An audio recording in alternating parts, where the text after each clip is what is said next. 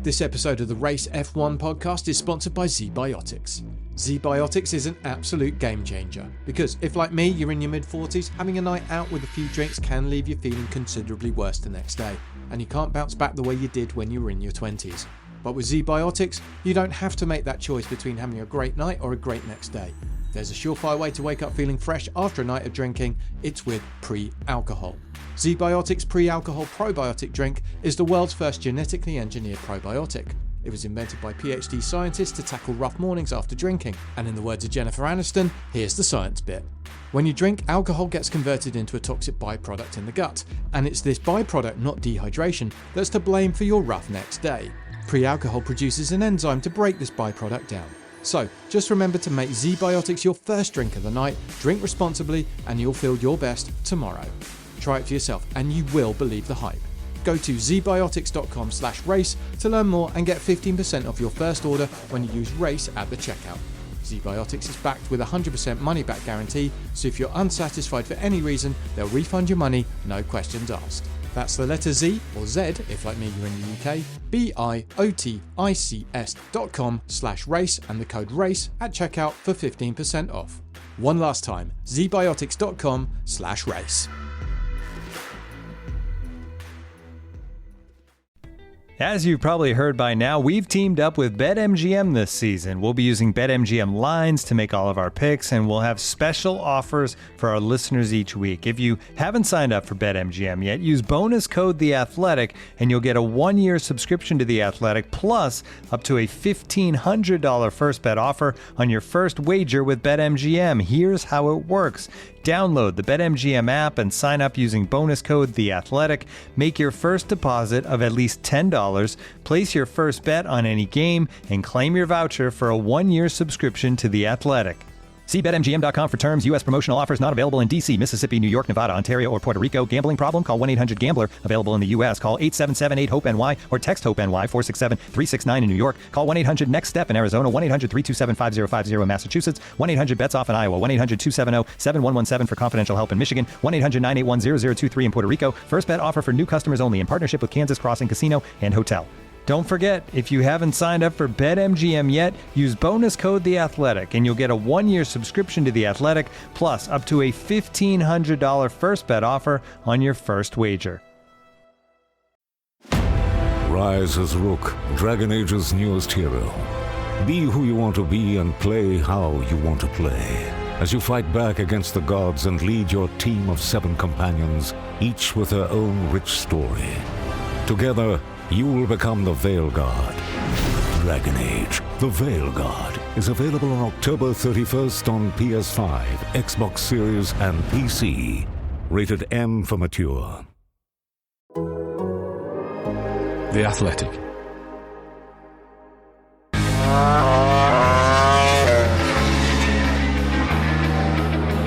MotoGP 2024, what are you doing to us? The Indonesian Grand Prix weekend at Mandalika has been full of yet more twists and turns in this ridiculous title fight. Pecco Bagnaia being off the pace on Sunday but still coming over the podium. Jorge Martin throwing it down the road on Saturday when he should have just gone on and won the race. Pecco Bagnaia being rubbish most of Friday as well.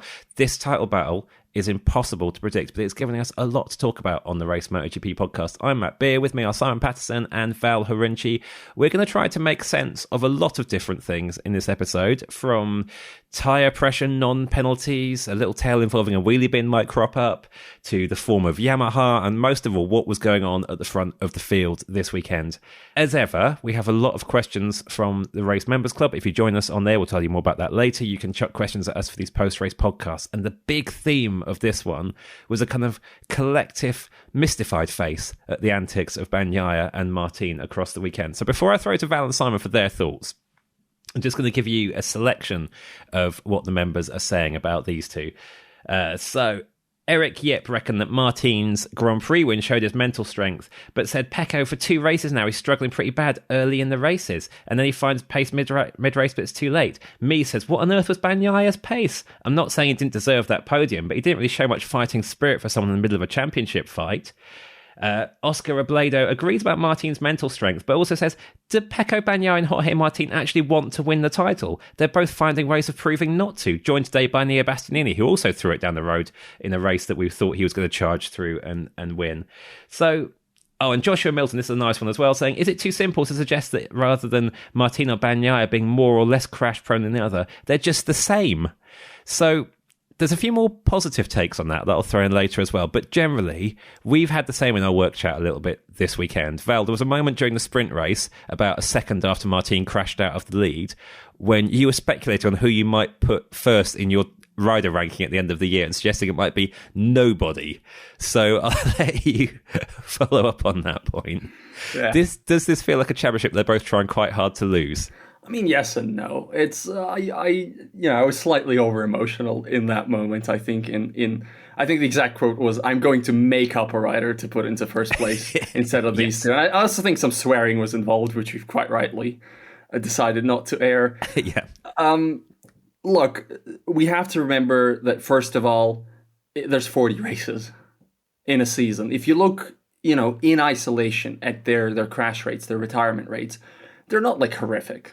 They're not massively out of line with some past championships. In the past, riders had to do 20 races, 16 races, 12 races or whatever. And, you crash once in that, nobody really labels you a crasher. But when you have 40 races, you crash 5 times, suddenly it's, it sticks out a lot more, even if it's the same rate. So I am a little bit sympathetic. My logical, rational brain is telling me this is fine, this will just happen, and this is just how it is, and it's difficult to stay on a MotoGP bike when it's going so fast. My primal brain is telling me that this is terrible, and I'm tired of it, and I want a normal championship showdown and not two guys taking turns telling each other after you, please, as far as the championship lead is concerned. I remember during the weekend something daft I said on this podcast around the time maybe of Silverstone. I think it must have been around the Bastianini win, when I talked about how Bastianini and Marquez aren't really title contenders because they're so far back, and Bagnaia and Martin, because the GP24s are so good, can just keep finishing on the podium, taking 1 or 2 points out of each other each weekend, and it'll be very even between them from here. Totally forgetting that it's Bagnaia and Martin, so they're going to just chuck each other 25 points. And it's not even just the crashes. Bagnaia, like some of the listeners said there, Bagnaia looked off the pace in the Sunday race. And it's things like the pit stop choice by Martin in the first Misano race. It's the ways they're finding to hand each other a bucket load of points are so inventive almost. But let's look into their weekends in a little bit more detail. Start with Bagnaia. Simon, what was actually up with Bagnaia's pace in the Grand Prix? Because he looked off the pace on Friday and then pulled it together and managed to pull off the sprint win. And then he ends up with the podium, but he was nowhere on actual speed for most of the weekend. I mean, that's kind of what happened last year too. I mean, it's kind of an exact repeat of last year, actually, where he had a disastrous Friday and then, transitioned that into a good race, a kind of a recovery race, but one that only was because of circumstances in front of him. And that's basically what we saw again. And I tend to think that there were maybe all sorts of factors around tyres that are certainly an element to this, but also I think maybe he's just not very good at this circuit. I think he just doesn't go very well here. And actually, he's once again managed to luck his way into a pretty good weekend from a rather mediocre start at a circuit where he struggles.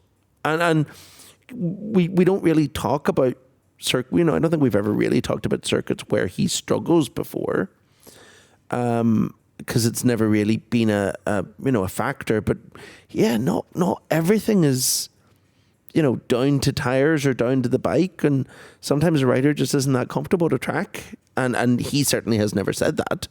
But there's a body of evidence now that suggests that maybe just he doesn't really like going to Mandalika, and that's the reality of it.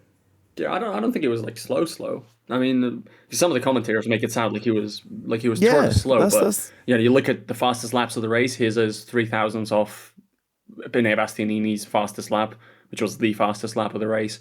If you took like the averages of some of the some of the top fastest laps. His is right up there. So it was all about those opening laps of not getting the medium tire to switch on for himself.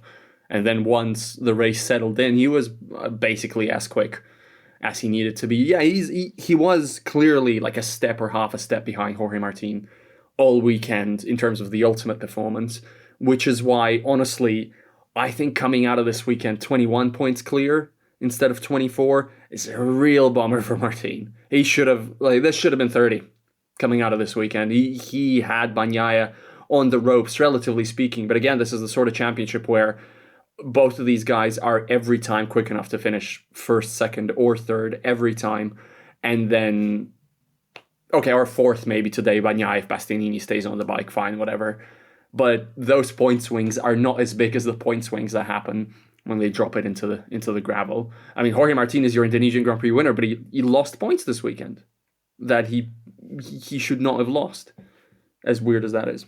What was his actual excuse for what he did on Saturday when from a very dominant pole position, albeit slightly accentuated by qualifying mostly being yellow flags, how many corners did he even get into that lap before he just chucked the bike onto its side? What was his explanation for it? Turn 16. Yeah. Turn 16 has been weird all weekend. That's true. Yeah. Like a lot of riders have been crashing in various ways, and Martin didn't really understand what he did wrong, and he didn't, it's that usual MotoGP rider thing of, the data says I just did the same thing, but for some reason the bike ended up on the ground. I'm not on the bike, I haven't seen the data. I don't know. Bagnaia seemed under the impression that Martin was taking a bit too many risks into 10-16, but, maybe it's a corner that, doesn't bite you 9 times out of 10 when you take your, test your luck through it, but the 10th time it does. And for Martin, it, slightly heavier bike, first lap it bit him immediately. It's, everybody was crashing at turn 16. Turn 16 is clearly a complicated one. So that was the excuse, I guess. There's never really a satisfying explanation these days when a Ducati rider in particular crashes and we hear him talk about it. It just happened. Yeah, I mean, the best explanation for why he crashed kind of came from Pecco. But the overwhelming vibe was also just turn 16 from like everyone. Everyone was like, yeah, of course, that's where it happened because that's where it happens. Pecco had a theory that essentially, he was doing a bit of damage control, I think, after last weekend to an extent as well, because he criticised Michelin obviously very heavily in Misano too, and then went to great lengths to detail how amazing their front or the new rear tire that they bought this year is. Went to great lengths to say that it's the most fantastic piece of rubber that's ever been fitted to a racing motorcycle in the history of racing motorcycles, because he got his wrist slapped, from what I understand, quite severely for what he said last week.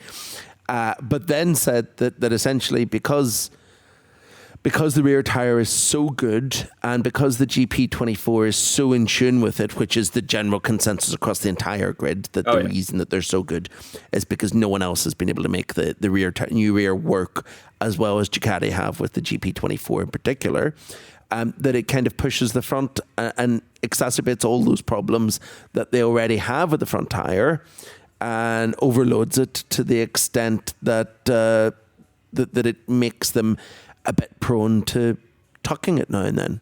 And that's kind of, I kind of, he said this and I kind of relayed this information to Val, who was a bit skeptical at the time, because Enea Bastianini doesn't do this. And then lo and behold, Enea Bastianini did exactly the same thing 24 hours later. And there is, I think there is certainly an element.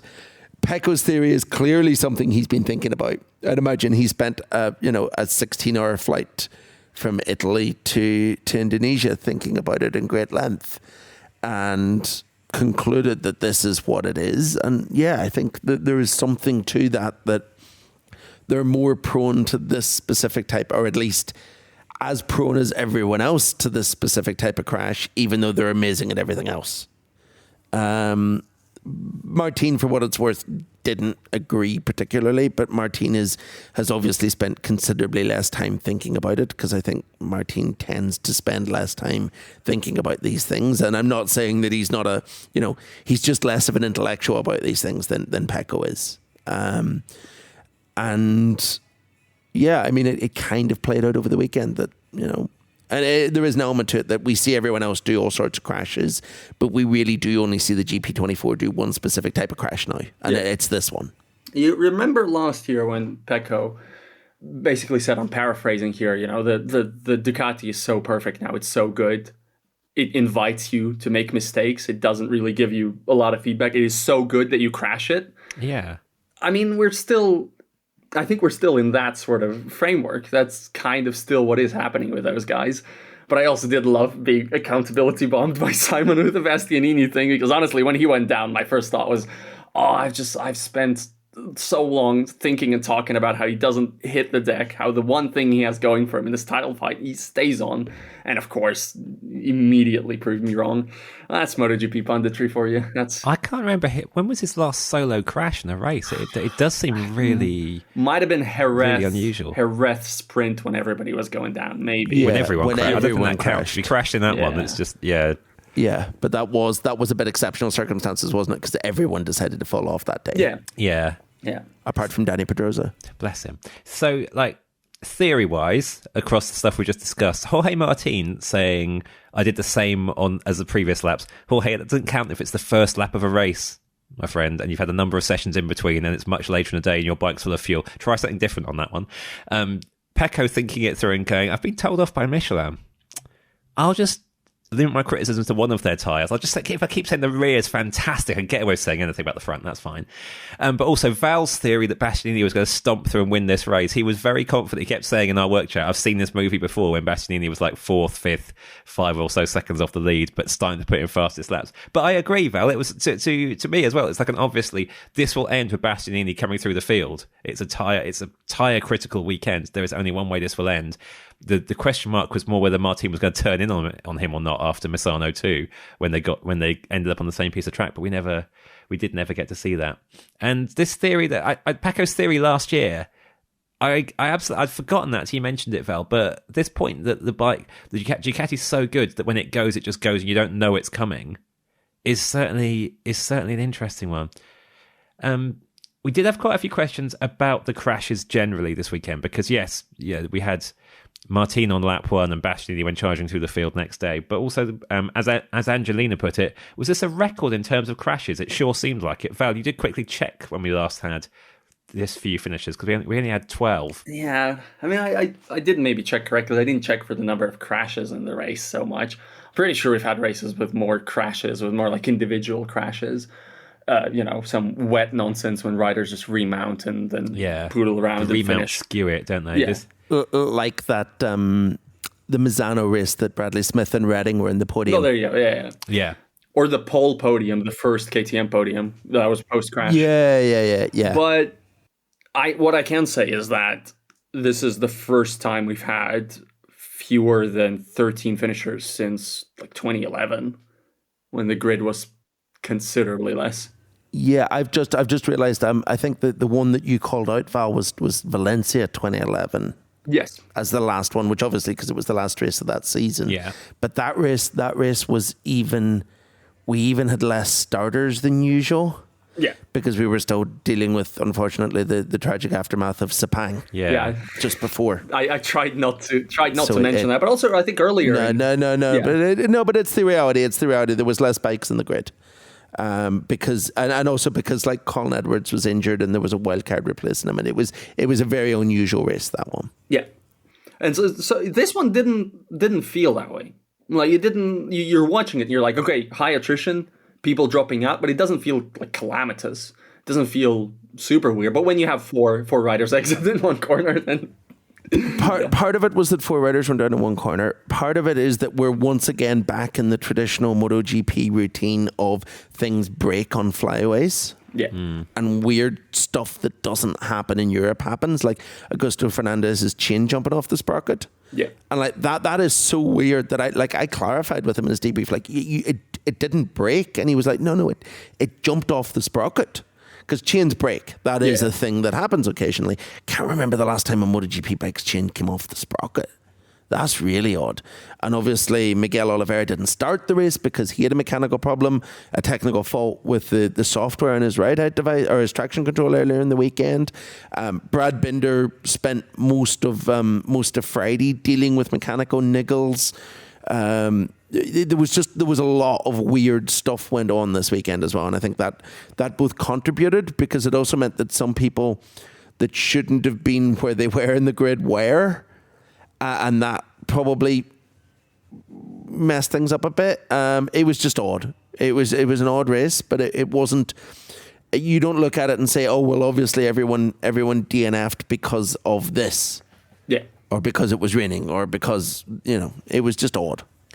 So we think kind of more just a bit of flyaway pressure. Circuit was a bit dusty at the start, pretty dusty at the start of the weekend, wasn't it? Mies did say it just seems like there's more crashes than usual across all three classes this weekend, but there's nothing particularly other than kind of pressure of this time of year and the nature of flyaway races that you think is really contributing to that. I mean, it's dusty offline. Like a lot of riders did say that you don't really want to go offline, and you can pick up dirt on your tire, but it was getting better throughout. It wasn't like some of those Mandalika weekends of the past where where the grip was like alarm levels concern. I think the consensus was the grip's fine. You can, it's on the low side, but it's all right. It'll do.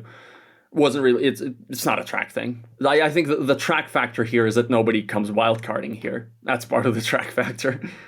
You did mention as well, 4 riders going out on lap 1 skewing the finisher stats a little bit. Before this recording started, we were having a fairly passionate debate about that lap 1 incident. So Jack Miller goes down, takes with him Luca Marini, Alex Marquez and Aleix Espargaro. No penalty for Miller, and this we were debating, you two pretty passionately, how that compared to the penalty given in the Moto2 race. So who would like to go first with making that comparison? Simon, go for it. Zonta van der Gerberg did, for me, nothing wrong. If you've seen the Moto2 race, you may agree. I think he was just trying to hold his line through an opening corner in a first lap melee that's always a bit messy. Moto2 in particular seems to have more messy. I think maybe because the bikes are also similar, their first corners are traditionally trickier than Moto3 or MotoGP's. I think Zonta was just trying to hold his line. I don't think there was anything particularly unusual. He wasn't trying to overtake. He wasn't trying to do anything wild. He was just trying to survive. He made contact with Jaume Masia without even knowing that Masia was there, although obviously it's the first lap of a race, you presume someone's there. And Masia went down, and Zonta van der Gerberg got a double long lap penalty for it. I, at the time, didn't agree with it. I didn't think there was anything wrong with it. Then Miller in the MotoGP race was attempting a bit of a lunge, which again is within your rights in the first lap. He went down without making contact with anyone, but did it in the process of trying to move that obviously wasn't physically possible, and took out 3 other bikes and didn't get a penalty. And I'm not saying that Jack should have got a penalty, but I don't think Jack shouldn't have got a penalty and Zonta should have. And I don't think that, I think that one of them, in the grand scheme of things, what Jack did was worse because he was actively trying to kind of overtake at the point. It sounded like Zonta got his penalty in race right there without any chance to discuss it or appeal it. And obviously Jack wasn't in the race anymore, so that couldn't happen to him. But it sounds like the process with the stewards was essentially the stewards kind of casually bumping into him and saying, don't worry about it, we're not doing anything, without investigating it or without, really looking at it. And I don't see how you tally those two things other than to presume that once again the stewards have different rules for Moto2 and MotoGP, because one of the incidents was worse than the other and didn't get penalised. Foul. I mean, I think it's a different type of crash. I don't necessarily, again, if I'm the steward, if I'm just deciding, the Zonta thing's probably not a penalty. I have to look again, but, probably not. And the Jack Miller thing is. But I think the logistic there is just, it is much more of a crime to make contact with another bike and that result in a crash than to lose your bike on corner entry and then the bike makes contact, but you're already not there. You don't have anything to do with it. You aren't controlling it at that point. The bike has a mind of its own. Now, the Miller situation, I wouldn't categorize it as a lunge, because I would categorizing it as a rider ending up in a position where he shouldn't be necessarily. Not maybe even through aggression, but just through first lap, whatever it was that happening. Because you can see, that part of the track is obviously tricky. You can see him, the sequence of shots isn't super clear, but at one point you can see him with quite a bit of track around him. And then when the camera angle cuts, you suddenly see him approaching on the inside, still alongside Aleix Espargaro. So not necessarily doing something wrong in the braking, but just running out of track. And he's in there. There's not a lot of room to maneuver. Maverick Viñales is right up ahead, and as Miller pointed to that specifically multiple times. He said Viñales took a tighter line than he expected necessarily, and in trying not to cause a huge crash with Viñales, he instead caused a huge crash with a bunch of riders behind Viñales. Everyone else. Yeah, I'm sympathetic, but only to a degree. Because you look at him entering that corner, right, and you're like, oh, this is not going to work. This is bad, because he goes immediately as soon as there's a change of direction against a tricky place. Crashes like this happen, but it's like as soon as the change of direction happens, it goes. So clearly, the position was untenable. The race situation that he put himself in at that point was untenable, and it ended not only his race but 3 other riders' races. For me, that's. Even though he just crashed by himself, even though I don't necessarily think it was like an out-of-control lunge or anything like that, for me that is more severe than a no further action. But I don't know. Like the thing that matters right now is what Simon Crafar will think about it in 6 months' time or whatever. This stewarding regime is coming to a close, and it's you're not going to reform it right now. There's That's just how it is. Yeah, your use of untenable there, Val, kind of sums up for me. Every time I've watched that, I've just thought, with where Miller puts himself, how does that end without him crashing into a bunch of riders? And I know you shouldn't penalise consequence. I understand why first lap leniency is a concept. Obviously, wasn't used for the Zonta van der Gerber crash. I think sometimes maybe you should penalise consequence a bit. Maybe you should take into account that because this was the first lap, the decision you made on the first lap, yes, it's harder on the first lap. There's more bikes around you. There's more moving pieces. But the consequences can be so much greater, because if you go down by yourself, you have a chance of hitting no one. If you go down by yourself on the first lap, you've got a strong chance of hitting 2, 3, 4, however many riders get caught up in it, because other people are running wide as well. Could take it out even more people there. So, yeah, I'm not a big fan of penalties generally, but if you're going to give penalties out, to me, that is a crash you give a penalty out for, because it was only ever going to be a massive shunt. Was it like, is it not the same basically thing? And we talk about consistency a lot. You could argue there's, I get it, I guess a bit of consistency here. You remember Taka Nakagami's bowling moment in Barcelona 2 years ago? He got away with a penalty, didn't he? And part of the reasoning, if I remember correctly, was just that, he made a mistake by himself and crashed, and then the bike did the rest. I don't like this logic, but it is a logic. And honestly, I think a lot of the riders, for one reason or another, do sort of subscribe to it.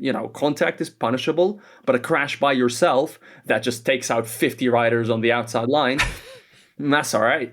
I mean, I don't like it. You can hear from my tone, my incessant mocking, that I clearly do not like it. But I kind of get it, I guess. I can't tell if that's the case or if they just have different rules for different classes. And either one of those are possible, and that is deeply frustrating as well, because, like, at least tell us. At least tell us. And then we'd know, and then we wouldn't be spending another podcast talking about stewarding whenever we're immediately after this going to go on and talk about tire pressures again instead of talking about racing. I mean, I'm just over it. Tires coming up. Yep. We'll keep that section short, I promise. Yeah. Well, maybe we weren't now with some of the things that you've heard about since we've made the episode plan. Anyway, we've circled through crashes because Martin took us in that direction. I'm going to end this a little bit on a potential positive for the championship contenders. We'll come back to the top two.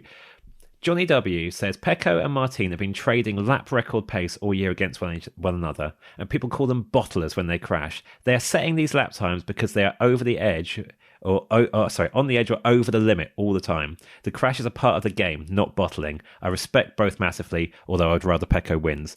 So, just to round our title contender section off, where do you two stand on that suggestion? This isn't that we've got two mistake-prone title contenders. It's that we've got two people pushing so much harder than everybody else that it's allowing more things to go wrong. I don't think they're pushing harder than everyone else. Maybe, yeah. No, I look. I mean, I think everyone is always trying. Yeah, I did an interview with Augusto Fernandez on Thursday that's coming up in the pod later, and without giving away much of it, I said to him, you've had a really tough season. How do you maintain confidence? And he's like, oh, it's easy. It's because I'm certain that I'm going to win the race on Sunday, and I'm pushing as if that's possible. And essentially, everyone is always pushing all the time. So I don't think that anyone is pushing less than anyone else most of the time. I think that they are all on the limit all the time. But I think that the circumstances that they find themselves in maybe makes it easier to let mistakes happen. I think that, like, for one, the hardest thing in the world is to lead a race, and Pecco very much admitted that on Saturday after Martin crashed, that leading is really difficult. And let's be honest, these two guys are the guys who do most of the leading at the minute, and quite a few of their mistakes come while they're leading. So I think it's more the circumstance they're in, and the other thing is that it's harder to not make mistakes whenever you're consciously trying not to make mistakes. And I think that feeds into it as well. People who are do or die make less errors in the end than the people who are worrying about making errors. And I think maybe we actually saw a bit of that last year, because I think Pecco went into the last few rounds a bit do or die and won the title as a result of it. And I think he might be about to do the same thing again.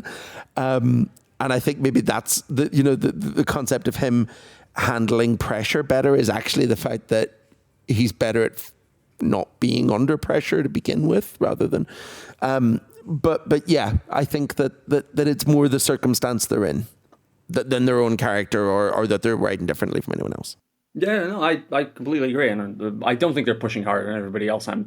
It's pretty obvious everybody's trying really, really hard. This is not MotoGP. You can't 90% this. I don't, the word bottlers I would never use. Bottlers is for football. When Arsenal hopefully loses the title in the final game week of this season, I'm going to uncork the word bottlers like it's the tastiest, oldest wine. I'm going to savor that word. We do not use bottlers for MotoGP. These guys are not bottlers. They don't crash at an insane rate.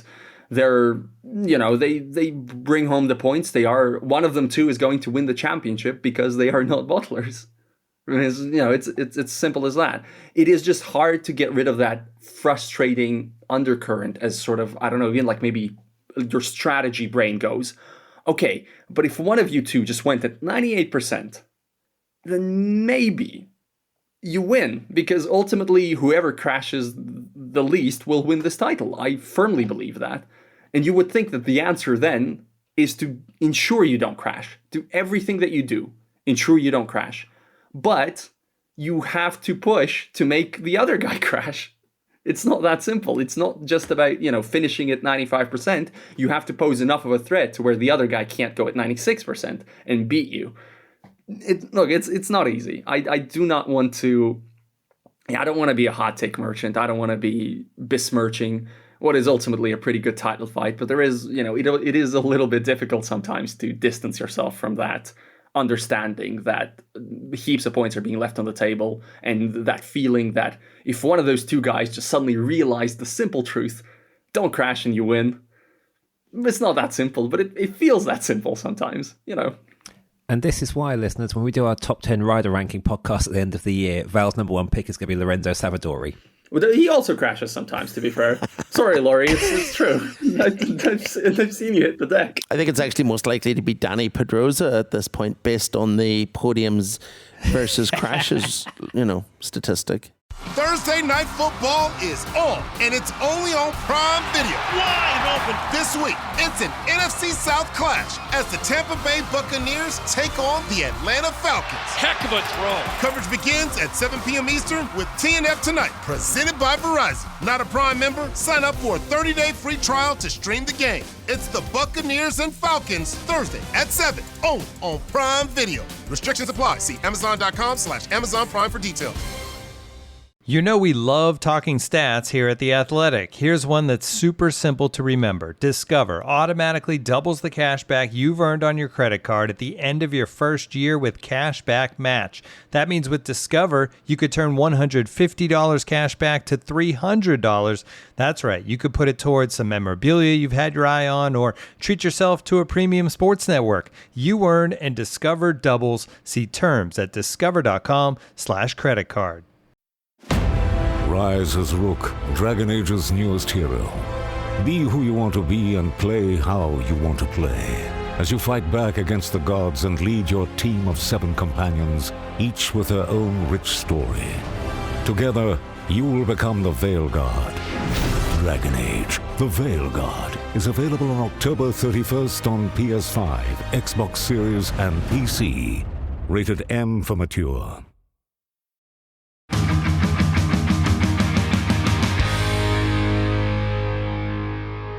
Okay, sorry everyone. Tyre pressure time.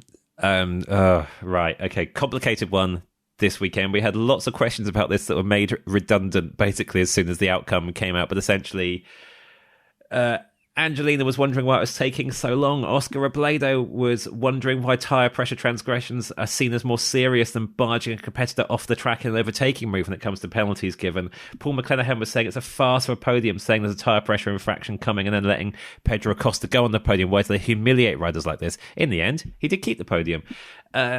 Basically, everyone has found tyre pressures frustrating because we had penalties and non-penalties. Val, you threw your hand up to talk about tyre pressure penalties. Explain what has and hasn't happened and what you think about it. Yeah, right. So, well, firstly, honestly, I don't think it's a huge problem that it took a couple of hours to hash it out. If you're going to have the rule, and none of us like the rule, none of us like the circumstances under which the rule came, but ultimately, if you know at the finish of the race that there's something to be looked at, given the situation with the tyre pressures, what I would have actually probably preferred is for the penalty to be applied to Acosta and the podium to be held without him and then for it to be removed. But, you can't be perfect in That's that a regard. great way to make yourself popular.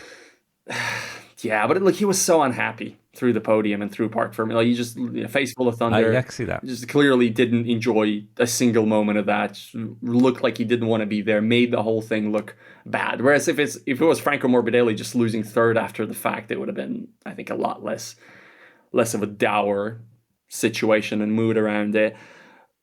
The tyre pressure breach, it sounds like, did exist.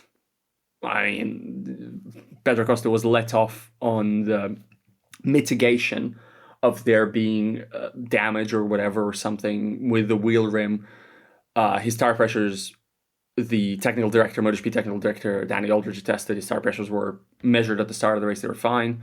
And then the understanding of the technical director is that the breach, which is not a breach then, was created by that damage to the rim, which was basically artificially lowering tyre pressure.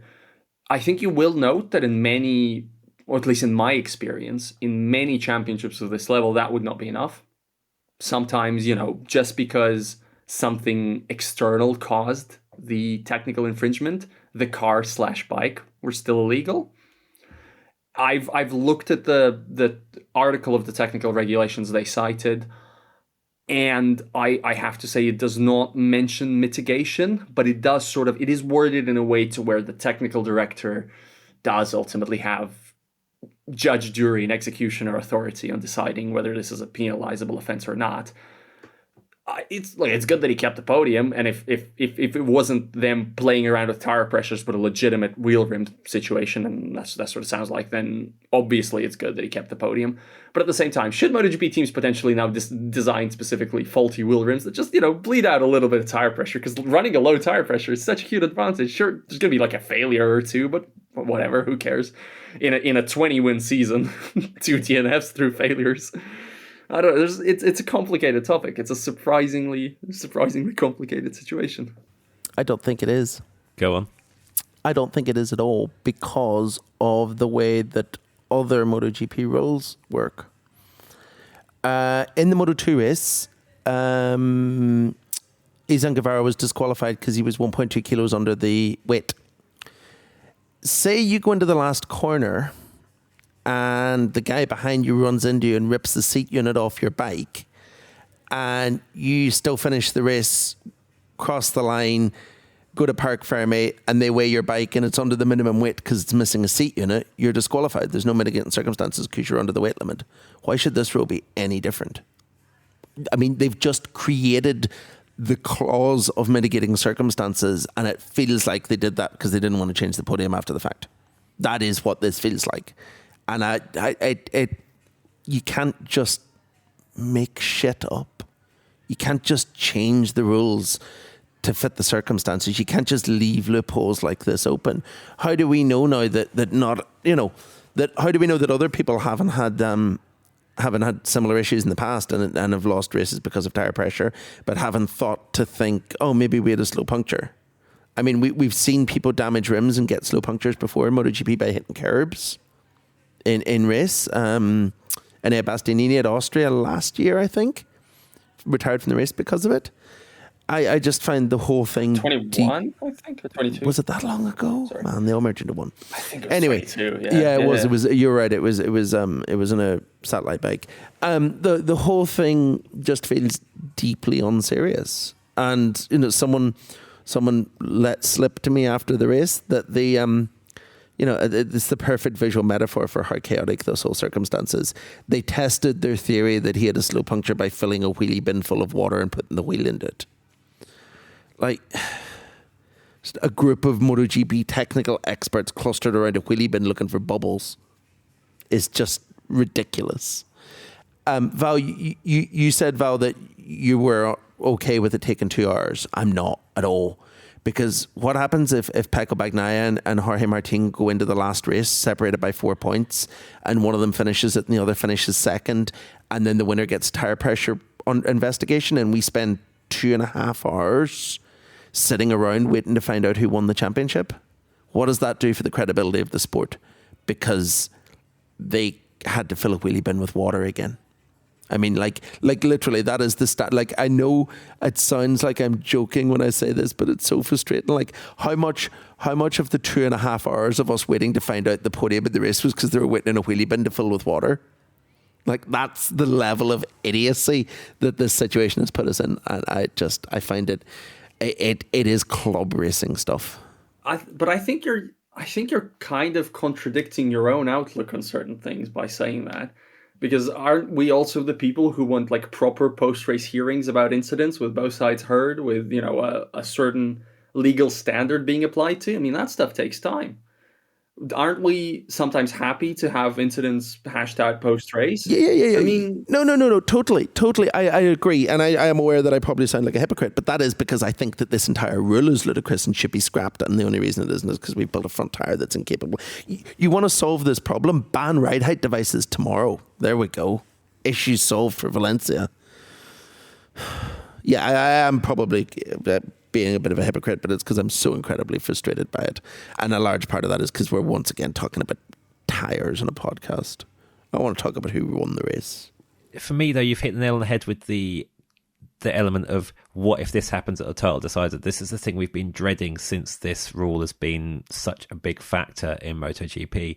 It's annoying when you're waiting a while to find out what a final result is. It would be humiliating if the championship was decided by this. It would be horrendously frustrating if it felt like the championship should have been decided by this, but then it somehow was engineered that it wasn't through a loophole. And this already has a championship implication because Acosta not getting a penalty gives Bagnaia more points. If this is a very close, crikey, at the end of the season, you can point at about 300 things for each of the two riders so that you could say that cost them the championship. But if it's really close, Simon, you understand at least one rival team was fairly furious about how this unfolded as well. I guess there's not a lot they can do about it other than be furious. No, I think quite a few teams are pretty pissed off at it. I think quite a few teams are angry about this, about the way it played out, about the fact that a lot of it was done behind closed doors. I think other teams asked to go and see the wheelie bin test and weren't allowed to, which has peeved a few people because, you know, the reality is, regardless of stewarding should be an open book. It should be an open process, especially with something like this, because we're not trying to hide anyone's trade secrets. So why not do it? I mean, if you're going to do something like this, I mean, shoot a video and post it on MotoGP.com so that we can at least see that the test was done. Because what have you got to lose? You know, what does it show that what does it make significantly worse than it would make better by having a bit of openness in the process? But you see as well with this, the original notification after the race talks about Nakagami and Brad Binder being in basically the same circumstance, and potentially their outcomes weren't going to be published for a long time. I can't remember the reason they gave why it couldn't be done immediately. And then a few hours later, those outcomes do come out, and all the information you get is Nakagami, technical checks completed, infraction confirmed. Binder, technical checks completed, no infraction found. So what was the difference? What was the element that made one of those a problem and one of them not? It's exactly what you say, this kind of thing about the behind closed doors, the mystery, is so hard to work with, so hard for fans to feel confident in. Yeah, and we'll never know. We will never know. The other problem that I have with that is that I'm fairly sure that I can speculate as to why it played out the way it did, and it involved it getting to 7 p.m. and the steward saying, okay, time for dinner, and clocking out, and saying we'll put that down to the road to Thursday, and then the massive social media kickback, I'd imagine led by, has then triggered someone in Dorna to say, you can't do this, you can't go home, you need to resolve this right now, we can't wait 4 days to find out the result of the race. Because that's what it feels like. And again, in a world where we don't get any information from the stewards on why that process happened, that is, you know, fundamentally why it is. And, you know, we have, like, someone asked, we have a media group chat to inform us on these things, and someone asked why this had been changed. And the official response was they were able to conclude the investigations earlier than anticipated. That adds nothing to our understanding of the situation. And it literally supports my theory of they moved their dinner reservation back an hour. You know we love talking stats here at The Athletic. Here's one that's super simple to remember. Discover automatically doubles the cash back you've earned on your credit card at the end of your first year with Cashback Match. That means with Discover, you could turn $150 cash back to $300. That's right, you could put it towards some memorabilia you've had your eye on, or treat yourself to a premium sports network. You earn and Discover doubles. See terms at discover.com/creditcard. Hi, and welcome to IKEA. How can I help? Oh, my schedule is crazy. I just want some me time. Maybe it's time to embrace the joy of staying in. With comfortable beds, pillow and decor, mood lighting, and so much more, you can turn your bedroom into the place to be. Oh, sounds like a dream. We've got you. Visit us in-store or at IKEA-USA.com/sleep to create your dream bedroom today. You've been busy. So many things to do, running around from this place to that. So make sure you finish in a better place and unplug, unbox, and unwind with the Lego set. Because when you build with Lego bricks, the fun and satisfying click-clack of creating your masterpiece emotionally transports you to somewhere where a hectic day just melts away. Build your happy place. Lego. Adults welcome.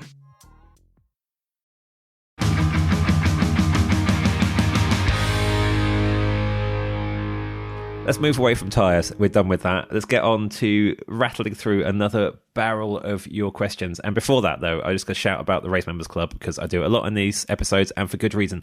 We love the support we are getting from you in there. You can find us on Patreon, search for The Race. You can go to the-race.com/members-club if you want to join that way. If you just want the MotoGP extras, you can join the Riders tier, then you get the two-wheeled stuff. There's an F1 only tier as well, but why would anyone do that? That just seems really strange. As well as getting to put your questions to us for these episodes, you also get a bunch of exclusive extras. Simon is racking up an absolute ton of rider interviews, some of which will go out in the main feed, some of which will give you a chance to chuck your questions in for, if we get the right sort of notice on them. Some of those, lots of those will just be exclusive to the Members Club. We really appreciate the support and the interaction. I also want to give a quick shout to Jake Oram and his dad, because Jake sent us one of the loveliest emails we've received about our podcast output and the difference it's made to their family during a really horrible time. So thank you for that. I hope you're listening to this one, Jake. But just generally, the community we're developing on Patreon with the MotoGP channel is absolutely lovely, and we don't take it for granted at all. It's a real privilege to have you along with us. So let's dive into a load of your questions. I'm going to group together 3 contrasting points for the first one. We're going to dip back into the leaders. So Miguel Casado Alvaro said, is it likely that the fellow VR46 Academy riders didn't put too much effort into not letting Pecco Bagnaia through? So Pecco spent quite a lot of this race battling with Franco Morbidelli and Marco Bezzecchi. Conversely, Me said, why did it take him so long to get through Bez and Morbidelli? And Johnny W says, why is everyone fussing on Twitter, standard Twitter, Johnny adds, about the VR46 boys running together? It's not like they just pulled over and let Bagnaia through. If they'd let him pass at the start to let him catch Martin, I now can understand it. Very quick take from either of you. Do you think Bezzecchi and Morbidelli were making life harder or easier for Bagnaia, or just treating him like another rider? Simon? I think they're making life easier for him. I think there's less aggressive overtakes that happen between the VR46 Academy guys than there would in other circumstances. I think they all tend to go a bit easier on each other than they would on a different rival. And I think it probably cost Bagnaia. I think it the way that things played out, he got away with it, but I think he potentially could have hunted down Acosta a bit quicker.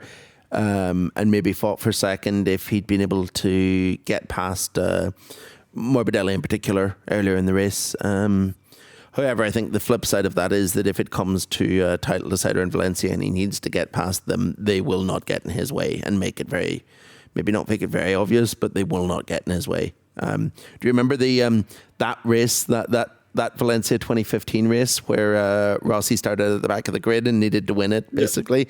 And he had to kind of fight his way through the whole grid. And then he got to Danilo Petrucci, who won about 4 miles wide to let him past. Yeah. There might be an element of that comes into play later in the year. But in this one, Simon, so you feel it's not so much that they went easy on Bagnaia. It's more that Bagnaia could have been more lungy with his mates and wasn't, and that took him time. That's why it took time to get through. Yeah. I think that it's not that they're going. It's not that they're going easy on Bagnaia because he's a title rival, or because he's a friend. I think they just all go easier on each other because it's harder to be a super aggressive against your friends.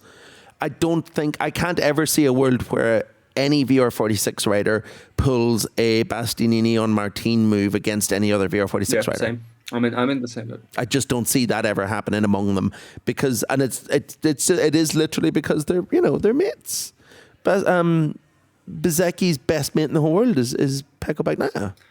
I should say it didn't set off any alarms in my head the way they were racing. In fact, I think earlier in the race when you could tell that Bagnaia was having dubious medium tire warm up going on, I was sitting there wondering, like, okay, but are like Morbidelli and Bezzecchi actually just going to sit behind him, knowing that his pace is probably going to correct itself? So there's not even really any reason to risk anything or upset a friend. But they both went past, and they raced him. They didn't. It wasn't like line astern. There was, I think, fairly legitimate racing going on. There is going to be extra room, as Simon says. There is going to be extra concessions. I'm not 100% sure Martin will be afforded the same sort of courtesy despite his title status, but it looked fine. Didn't look objectionable. I did think Morbidelli and Bastianini's wheel-to-wheel bit was particularly firm, but not in any kind of exceptional way. And I didn't think it was then that Morbidelli was easier on Bagnaia. Later, it's more like at that point in the race with tyre wear, it was a more straightforward pass. I didn't see anything too suspicious in it, but it's an interesting point, Simon, if you feel like almost subconsciously that gang are less ferocious with each other. Yeah. Jasper Penderbury says, with Marc Marquez suffering the rare ignominy, well, I pronounced that well, didn't I? Of a catastrophic engine failure, it's a good reminder of how well built these 1000cc motors are. But how will this affect Marquez through the rest of the season? Are we like to see him getting a pit lane start at some point? No. Long and short, I'm currently desperately trying to flick through the rules to find the answer to my question. So basically, you're allowed 7 engines per season, but you're allowed an 8th if we go over a certain number of races, and I think it's 20. So I think we're in that now with the addition of Misano 2, in which case you're allowed 8 engines. But either way, Marquez hasn't even cracked open his 7th engine yet, which I'd imagine will happen this week. But he's got a bit of leeway. Like, there's plenty of other people who are already on to their 7th engine, including his brother, and actually including Jorge Martin. So there are others who are likely to be much more concerned about pit lane starts than he is at this point in the year.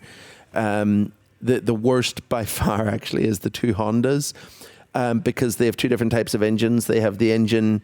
They have engines that they've used and then put aside, and then they've got engines that they've wrote off, essentially. Both Hondas. Now, they have a little bit of leeway because they're allowed more engines because the concession status, they're allowed 9, but both Repsol Hondas have written off 5 engines already this year. They've also got leeway because if you qualify in 20th anyway, who cares about a pit lane start, really? Just keeps you out of Jack Miller's range. Well, that's very true. Well, but now they're suddenly not. No, and actually, that brings us on to the next question, in fact. So, small caveat before we get into this. Between Motegi and Phillip Island, we are going to have a non-Ducati episode. That one is reserved, unless anything like so huge news-wise happens, we have no choice. That one is reserved for talking about what is going on with Aprilia's season. How is Jorge Martin going to feel about ending up there if it's like it is at the moment? That is reserved for Honda's progress. Look at Johan Zarco this weekend. I was in full Zarco fan club mode in our work chat on several occasions. And also we'll talk KTM in there, but also talk about Yamaha's progress, which Fabio Quartararo is making look more and more eye-catching. So we're going to reserve a lot of Yamaha chat for that non-Ducati special in a couple of weeks' time. But we'll do a little bit here because Eric Yip asked what was wrong with Fabio Quartararo's race on Sunday. Good race pace on Friday practice, qualified 6th, dropped to 13th, suddenly finds the pace and gets back to 7th. And David Ferrati had said on Saturday, he had an impressive Saturday from Quartararo. Well, I appreciate and agree with Val's stance on the matter, which is basically Yamaha is not progressing anywhere near the rate it should be or that Simon thinks it is. This must be highly encouraging. How well do you think 2025 is shaping up for Yamaha? We'll answer the 2025 bit in a couple of weeks' time, David, but Quartararo's weekend and the drops down the field, then recovery in the results. Who wants to chat about that one? It's Yamaha. Val has to start. All right. It's Val's, isn't it? Yeah. All right. Well, he was 3/4 off of pole, barely ahead of the Hondas. So I don't know what I'm supposed to say here. I guess is sprint looked fine in the race. They apparently had the same situation as Bagnaia and Bastianini, which is medium tire warm up, which is why he was pace limited to begin with, and then also attrition obviously helped, but found some ground. Honestly, if you think I'm consistently negative about Yamaha, you should listen to Fabio Quartararo talk about Yamaha during the Indonesian Grand Prix weekend. He was not happy. He was not thrilled. He still feels that the bike doesn't allow him to race people, which has been a recurring issue for multiple years now. You could argue for his entire Yamaha career, really. There's progress. There's also progress on Honda's side. I'm doing a bit of a bit in terms of being massively negative, but we should note 3/4 of a second off pole.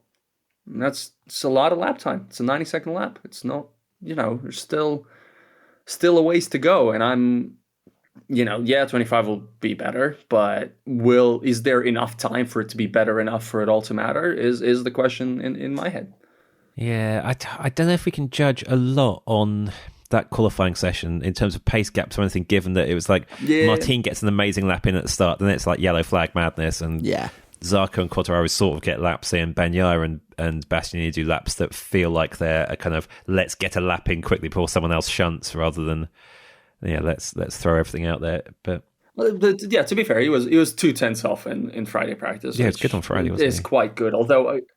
Again, I think Bagnaia and Jorge were both limited by like traffic and various other circumstances. So the real gap is somewhere between that over one lap.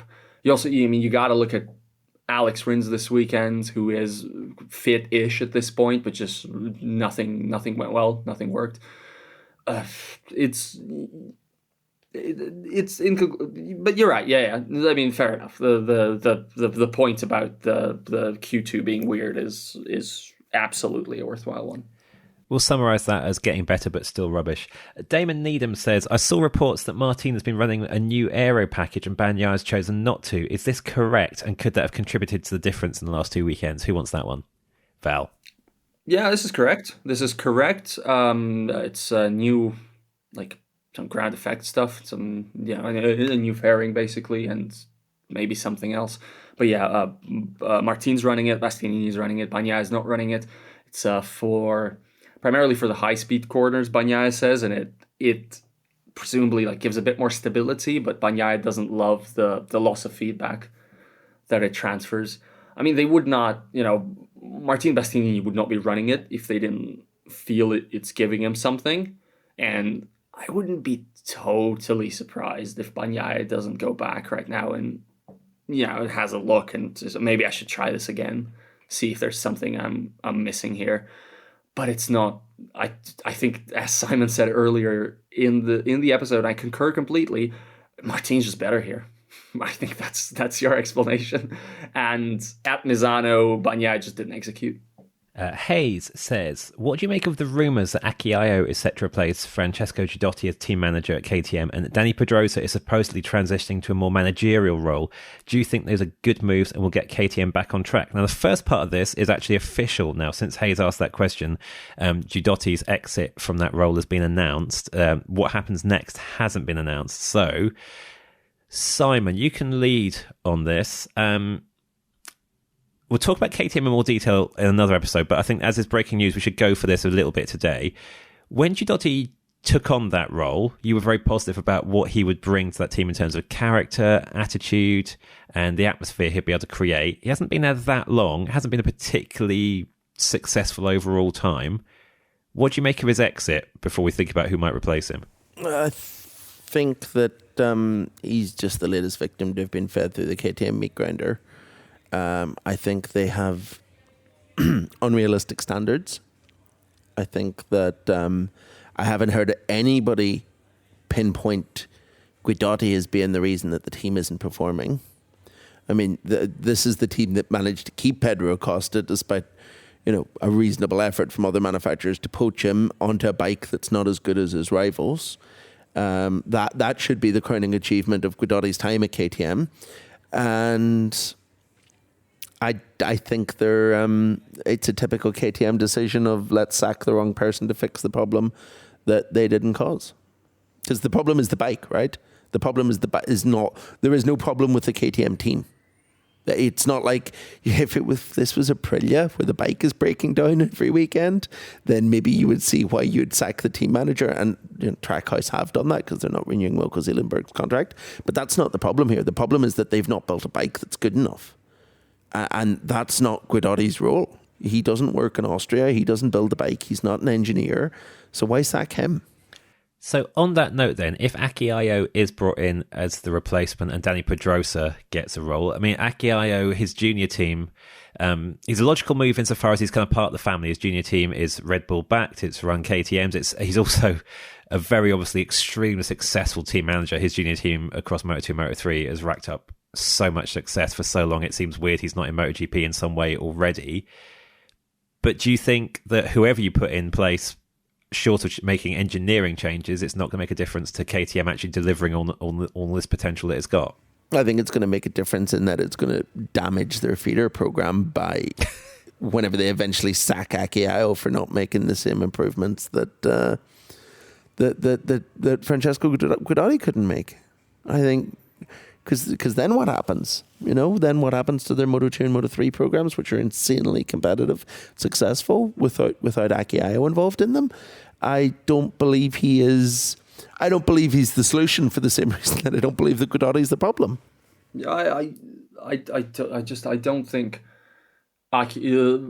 KTM's MotoGP program will live or die by Bagnaia. I agree with that. I mean, the things that they can achieve right now, the things that they want to achieve, the things that will be meaningful achievements. So the next step for KTM is a sustained title challenge with its new superstar rider. And the bike currently does not allow you to do that. There's nothing you can do on the execution side in weekend once you've already showed up there with that bike that will change it. I will say that they might also be working on that side, and they've looked at, the team management race weekend side, and they've seen some stuff that they weren't super impressed with. I do have sort of a recollection of, we don't have the fullest picture of all the strategies here, right? This is not Formula One, so it's sort of harder to tell who's doing well on strategy, who's doing badly. It's harder to analyze it. It's harder to see who's, maximizing track exit time, who's doing the right things. I vaguely remember being sort of annoyed at like a Jack Miller Q1 strategy at some point pretty recently. Yeah, that was the thing. Yeah, I'm like really just not understanding it. Perhaps there is something on the operational side that somebody at KTM, like perhaps this is not just the results are bad, let's just change somebody and hope that fixes it somehow. At least I want to believe that this is based on some form of holistic analysis. And I know Simon's laughing right now, and fair enough. And ultimately, whenever I want to believe that things are based on holistic analysis, I'm usually proven wrong. But let's see how it plays out, I guess. I have a counter to that. I don't believe it would be based on holistic analysis. I don't believe it is if they're seriously considering that one of the alternatives to Francesco Guidotti, one of the most experienced team bosses in the paddock, is the test rider. A man famously known for being quite surly and hard to work with. You see my point, though? Yeah. Dani Pedrosa is not the solution to Francesco Guidotti unless they've decided that the appropriate way to motivate their team is by shouting at them instead of being nice to them. Because I know that Dani Pedrosa is beloved of many fans, but he's not particularly known as someone that's easy to work with. And I don't think holistic is the word that I would use to describe any solution that involves Dani. And on that note, that seems a good place to wrap this one up. Thank you so much for your questions, for your patience, and for listening, everybody. Simon is heading to Japan via somewhere where he'll be doing a little bit of filming for our YouTube channel, which, if you've kept an eye on that, you'll see the Race MotoGP YouTube channel is getting a bit more even more visually interesting. Quite a few more bits of footage and fun stuff happening on there. We're not going to give away what Simon is filming in this gap because we're not going to be putting it out there just yet, but we're quite excited about it. It's ridiculous, though. It's ridiculous. It was. I'll put it this way. He messaged me separately rather than putting it out there in our main work chat because he thought the idea was too mad. And I was like, nah, tell everyone, let's do that. So we're going to do it. Next week, Motegi Japanese Grand Prix. More ridiculous things will happen. It'll probably rain. Who knows who'll be championship leader by the end of it. I am not doing that episode. I've got a prior commitment. I can't make Simon's narrow recording window around his travel schedule. So it'll be Val in charge with Simon and Megan alongside him. And I'll be listening along with the rest of you. See you back then.